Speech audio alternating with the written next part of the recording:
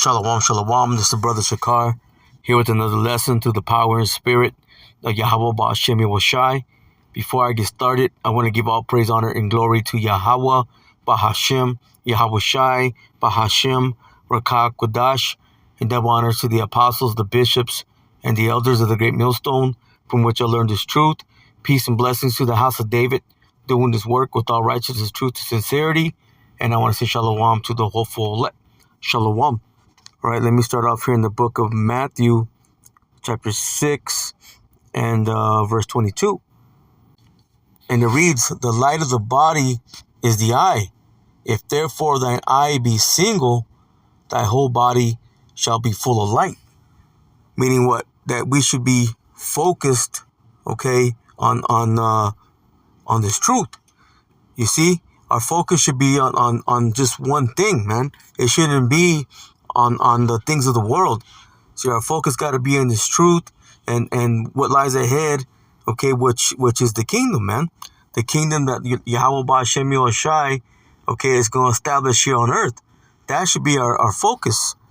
So we got to remain focused, okay, on the, having this wisdom, knowledge, and understanding. You see?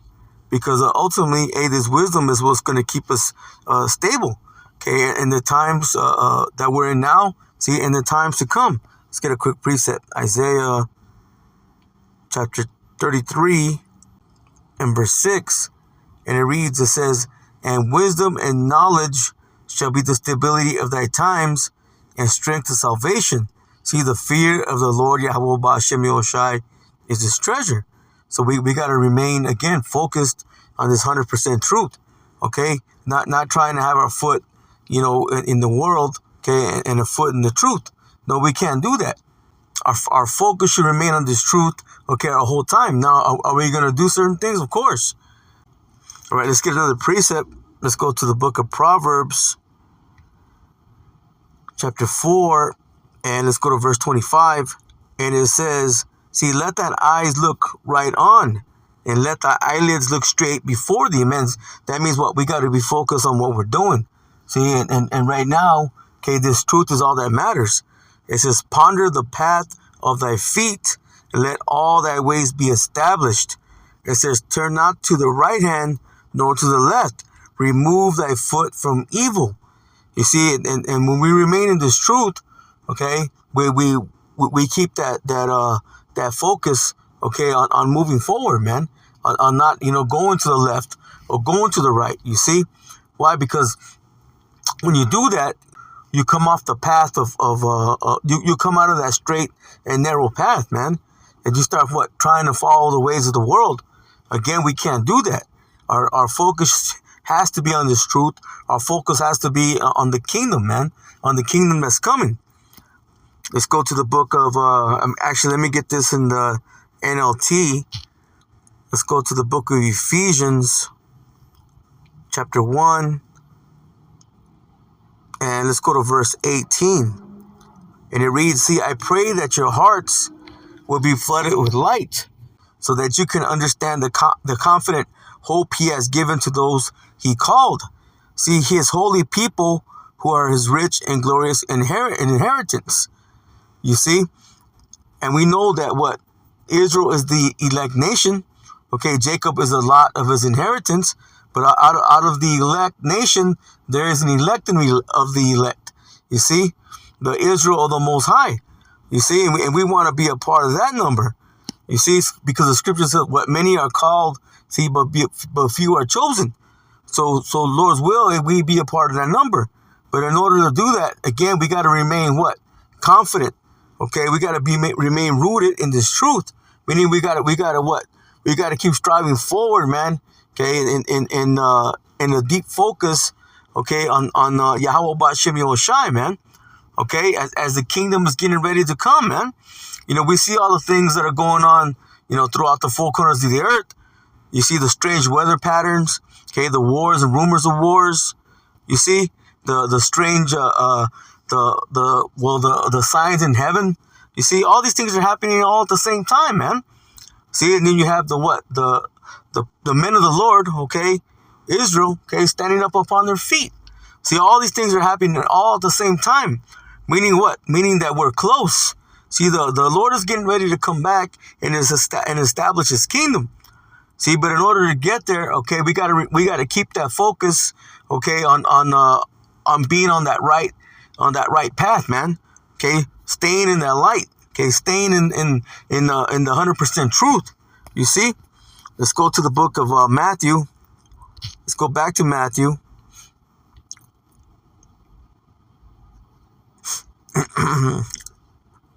Six, and let's read verse 23 now. And it says, see, but if thy eye be evil, thy whole body shall be full of darkness. If therefore the light that is in thee be darkness, how great is that darkness?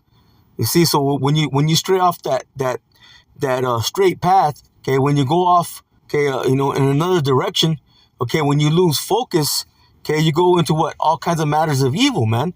And there's all kinds of stumbling blocks, okay, that one can stumble upon. You see? And then also when you go into that word darkness, it also means what? Confusion. See, that's why you have a lot of our people, they're in that confused state of mind, man. They don't understand, who they are. See, and even those that at one time, might have understood certain things, when it comes to this truth, now, but they wandered off into the congregation of the dead, man. Why? Because they didn't remain focused on this truth. Again, they wanted to be part of the world, and you can't do that. Again, you can't have one foot in the world, okay, and one foot in the truth. It doesn't work that way. No, your focus got to remain 100%, okay, on the kingdom that's coming. Let's go to the book of James.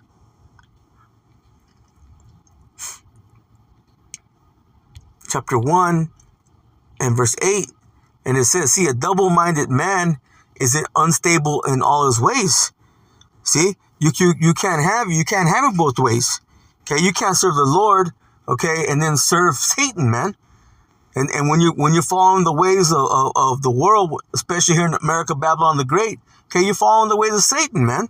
And you can't do that. That means you're a double-minded man. You're unstable.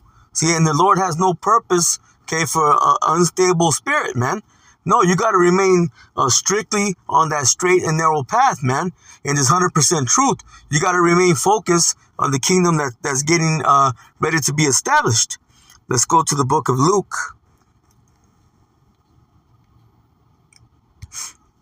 Chapter 12. And let's go to verse 29. And it says, see, and seek not what ye shall eat or what ye shall drink, neither be ye of a double mind. You see that? You can't be double-minded, man. You can't worry about the things of the world. Okay, you can't worry about what you're gonna eat. Okay, what you're gonna drink. Okay, whether or not you're gonna have clothes. Okay, you can't worry about these things, man, because if you believe in the Lord, okay, and you believe the things that He said in the scriptures, okay, you're gonna be covered. Okay, you're gonna get that hedge of protection. The Lord is gonna provide for you. Look, for all these things do the nations of the world seek after, and your Father knoweth that ye have in need of these things. But rather seek ye the kingdom of the Most High, and all these things shall be added unto you. You see? It says, fear not, little flock, for it is your Father's good pleasure to give you the kingdom. See, and again, that's what our focus should remain on the kingdom, okay, that lies ahead. Not on the things of this world, man. There's nothing that we can take with us, man. Okay, we came into this world without anything. We're going to leave without nothing. So that should be our focus, man. Our focus should be in this truth. Our focus should be in the kingdom that lies ahead. Let's go to the Second Esdras, and I'll close out with that. Let's go to the book of Second Esdras, chapter 2, and verse 35. See, and it says, be ready to the reward of the kingdom, for the everlasting light shall shine upon you forevermore. It says, flee from the shadow of this world. See, we can't love the things of this world, man. What does it say? It says, love not the things of this world, for the Father is not in them. Let's get that real quick. 1 John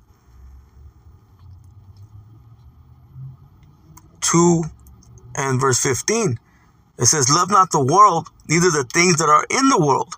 If any man love the world, the love of the Father is not in him. For all that is in the world, the lust of the flesh and the lust of the eyes, see, and the pride of life is not of the Father, but is of the world. See, and the world passeth away, and the lust thereof. But he that doeth the will of the Most High abideth forever. Again, our focus has to be what? On this truth, man. Not on the things of this world. Yeah, of course, we got to live in the world, but we can't be of the world. You see? We can't, our focus has to be in this truth, man. You see? We can't focus on other, of course, okay, there's other things that are going to come about. Okay, we got to take care of them, get in and out, man. You got to get in and out. Okay, do what you got to do, okay, and then get back to focusing on this truth, man. Let's go back to 2nd Esdras.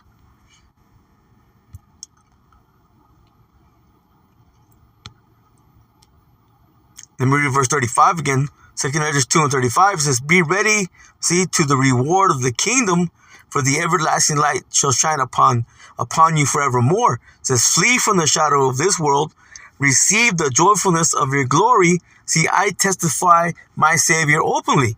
Keep calling upon the proper name, man. Yahawashi, man. Okay? And the name of the Father also, Yahweh. We got to have both. It says, oh, receive the gift that is given you. See, and be glad, giving thanks unto him that have led you to the heavenly kingdom. See, and again, that should be our focus, man. Is being focused on receiving the kingdom, man. You see? And not this world. This world is not our rest, man. This is a temporary kingdom, man. That has been given, okay, to the so-called white man. Esau, Edom, this is his heaven. This is his world.